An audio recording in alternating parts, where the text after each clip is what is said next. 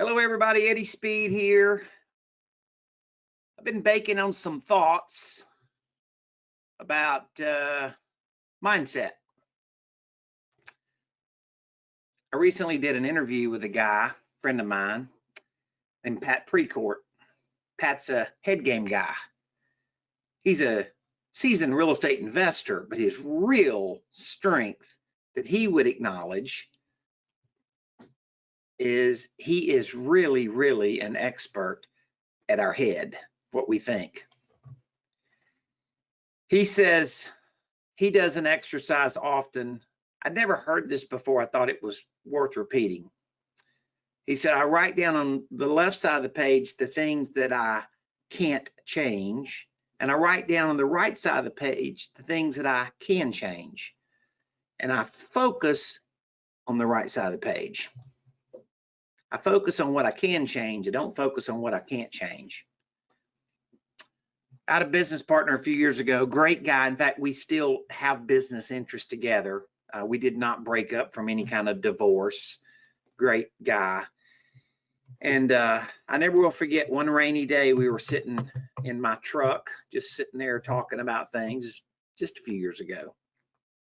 And we hadn't been partners officially partners in a day-to-day operational business for years. And he said, Eddie, you're a tenacious soul. And I said, well, that's my blessing. I wasn't blessed with brilliance, but I was blessed with tenacity. And he said, I have learned as an entrepreneur that the greatest trait you can have as an entrepreneur is the ability to face the whatever, the black swan in your business or the black swan. He said, it's your ability to overcome that allows you to remain being an entrepreneur. You see, the smartest guy isn't necessarily the entrepreneur, right? Now, that's not saying you shouldn't be informed and smart about your business. That's a given. But what I'm saying is to be good at your business is that you have to be good at overcoming this in your head.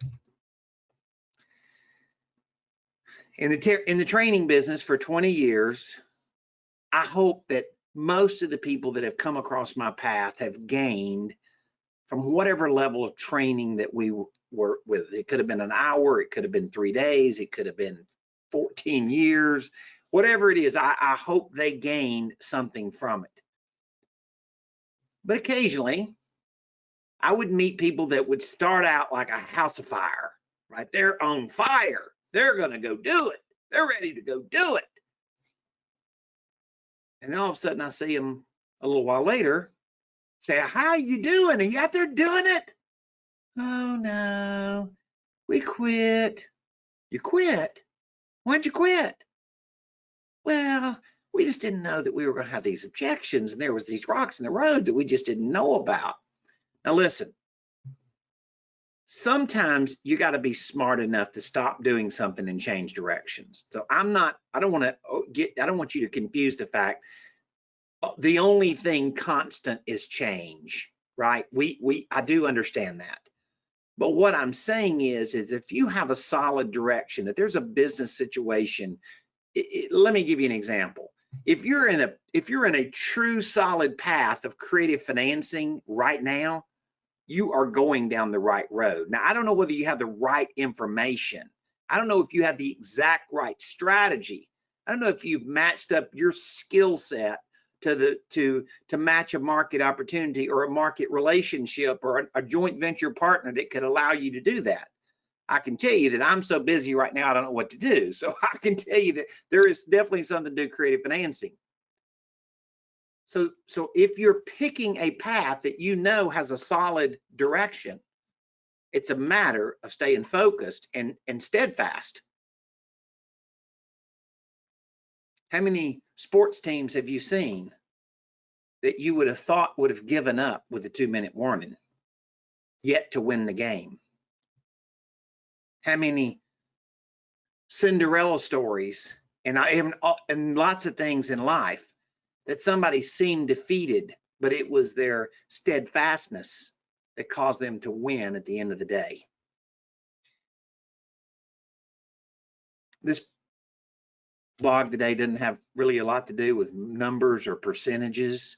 Didn't really have a lot to do with creative finance structures, which you know I love. It has to do with here in your head. And let me just tell you this. You have to know the direction you're going and a commitment to steadfastness.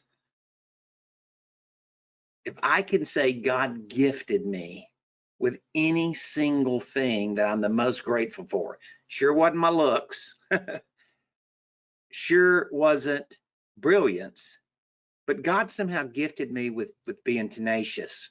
And so I feel like I can encourage you, if that's not your greatest gift. You may have great looks, or you may have great brilliance, but let me just say to you that you're being tenacious, you're being focused on the prize, you know the direction you're going. If you'll do that, if you'll stick with it, there's a turn, and in that turn, there's a big open field of opportunity. I can tell you that because I've seen days that it wasn't wide open for me, and I look back and think it was because I stayed focused that I saw the other side. I encourage you to be around people that lift you up. I encourage you to be in an environment of smart people that have clarity to their direction and can help you get clarity to your direction. Look around your environment and see if there's anything that needs to be changed so that it allows you to mentally be prepared for the entrepreneur journey that's going to lead you to the other side. Hope that helps you.